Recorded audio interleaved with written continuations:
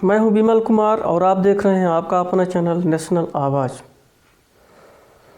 15 नवंबर आने वाला है और 15 नवंबर को मनाया जाता है भगवान बिरसा मुंडा जयंती। जब भारत का मूल निवासी समाज पढ़ लिख कर कुछ समझदार हुआ और अपने महापुरुषों का इतिहास देखना चाहता है तो उसे कोई इतिहास ही नहीं मिलता।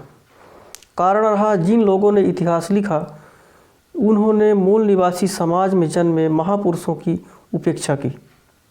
आपने भगवान बिरसा मुंडा की ऐसी कोई भी तस्वीर नहीं देखी होगी जिसमें उन्होंने अच्छे कपड़े पहने हों। आप सभी लोग जानते हैं कि उन्होंने शिक्षा मिशनरी स्कूल से प्राप्त की थी और मिशनरी स्कूलों के बच्चे अंग्रेजी ड्रेस में होते हैं। मूल निवासी महापुरुषों के महान कार्यों को साजिश के तहत जिस तरह से दबाया गया उसी का शिकार भगवान बिरसा मुंडा भी हुए। मूल निवासी समाज में जन्मे भगवान बिरसा मुंडा महान जननायक, जनसेवक, महान क्रांतिकारी, वीर योद्धा। बिरसा मुंडा का जन्म 15 नवंबर 1875 को उलीहातू गांव, जिला खूंटी, झारखंड में हुआ था।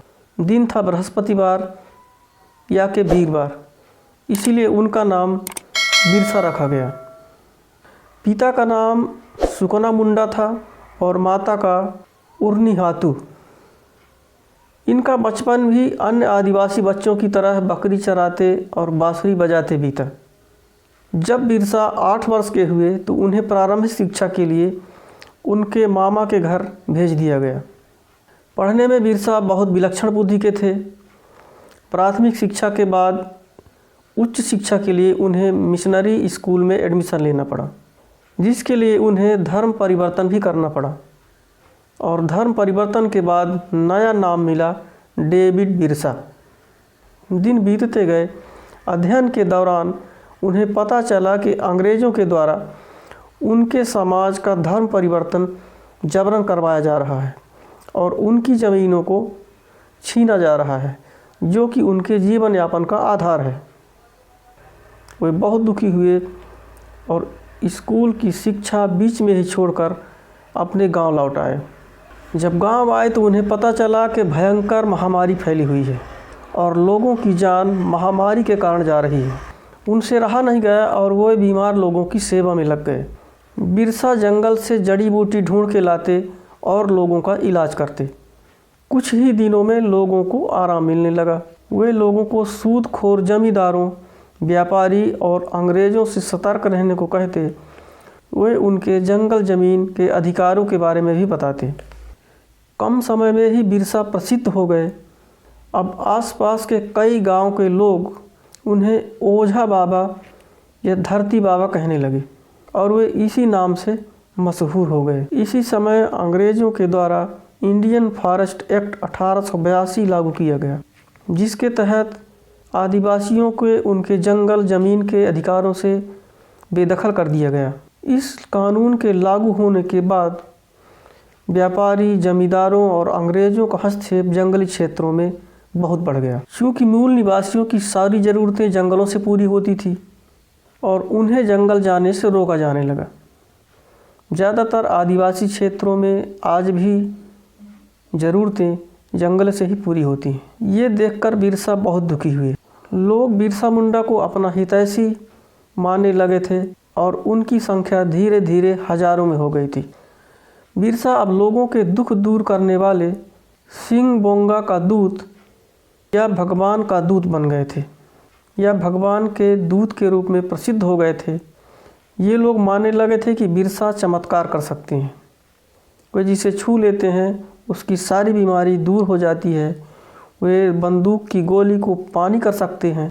बिरसा ने एक संगठन भी बनाया जिसका नाम उन्होंने रखा वीर साइट।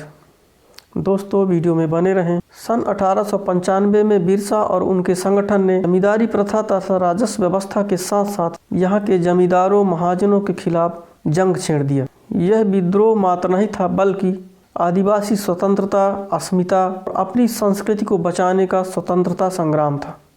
भगवान बिरसा ने अपने लोगों में उत्साह भरने के लिए एक नारा दिया, उल गुलान। अर्थ था प्रचंड विद्रोह या आर पार की लड़ाई। एक और भी नारा दिया, अबुआ देशम अबुआ राज। इसका मतलब था अपनी धरती अपना राज।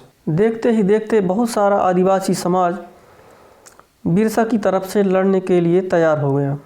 अंग्रेजी सरकार को भय सताने लगा। यहाँ के दलाल, महाजन, जमींदार सभी उलगुलान के भय से कांपने लगे। विद्रोह को दबाने की पूरी कोशिश जमींदारों और अंग्रेजों के द्वारा की गई, परंतु बिरसा की गोरिल्ला और छापामार युद्ध नीति के कारण उनकी एक न चली और उनको हार का मुंह देखना पड़ा। सन 1899 को क्रिसमस की रात को पूर्व क्रांति की घोषणा भगवान बिरसा के द्वारा की गई। जमींदार और पुलिस वालों को मार डाला गया, थानों में आग लगा दी गई, बहुत सारी अंग्रेजी संपत्ति बर्बाद हो गई। इस घटना से जमींदार और अंग्रेज डर गए, भयभीत हो गए और विवश होकर अंग्रेजी सरकार को बिरसा को पकड़वाने वाले व्यक्ति को 500 रुपये देने का ऐलान करना पड़ा। जनवरी सन 1900 को डोमपाड़ी पहाड़ी पर बिरसा विशाल जनसभा को संबोधित कर रहे थे। उनको सुनने के लिए हजारों लोग दूर दूर से इकट्ठा हुए थे। उसी समय अंग्रेजी सेना पहाड़ी को चारों तरफ से घेर कर निहत्थे लोगों पर गोली और तोपों से हमला कर देती है। कुछ लोगों के पास धनुष, बाण और भाले थे। उन्होंने बड़ी वीरता से उनका सामना किया, किंतु ज़्यादा समय तक नहीं लड़ पाए। बहुत सारे लोग, बच्चे, महिलाएं अंग्रेज़ों के द्वारा मार दी गईं। पहाड़ी में चारों तरफ लाशें ही लाशें बिछ गई। बिरसा बच गए, किंतु उन्हीं के किसी आदमी ने रुपयों के लालच में उन्हें सूचना देके पकड़वा दिया। उन्हें रांची के जेल में रखा जाता है।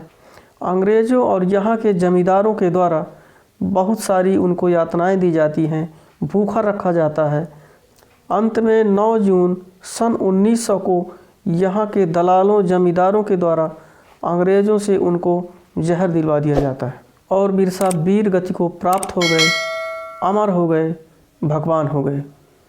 दोस्तों, भगवान बिरसा मुंडा हमारे बीच नहीं हैं, किंतु वो हमेशा रहेंगे अपनी शिक्षा के रूप में। कुछ महत्वपूर्ण बातें हैं जो आप सभी को जाननी चाहिए।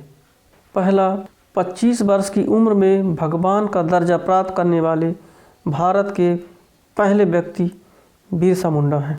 दूसरा, रांची के एयरपोर्ट को भगवान बिरसा मुंडा एयरपोर्ट बनाया गया है। तीसरा, पार्लियामेंट के सेंट्रल असेंबली हाउस में सिर्फ भगवान बिरसा मुंडा की तस्वीर लगाई गई है। चौथा, देश को स्वाभिमान स्वतंत्रता का पाठ पढ़ाया। सरकार के द्वारा 9 जून को बलिदान दिवस मनाया जाता है। में भारत भूमि के मूल निवासी समाज में जन्मे महान वीर सपूत भगवान बिरसा को कोटि कोटि नमन करते हैं। दोस्तों, वीडियो में बताई गई बातें आपको पसंद आई हों तो वीडियो को लाइक और शेयर ज़रूर करें। अगर अभी तक आपने चैनल को सब्सक्राइब नहीं किया तो सब्सक्राइब करके ऑल पर कर दें, ताकि जब भी हम कोई नया वीडियो अपलोड करें उसका नोटिफिकेशन आप तक पहुंच सके।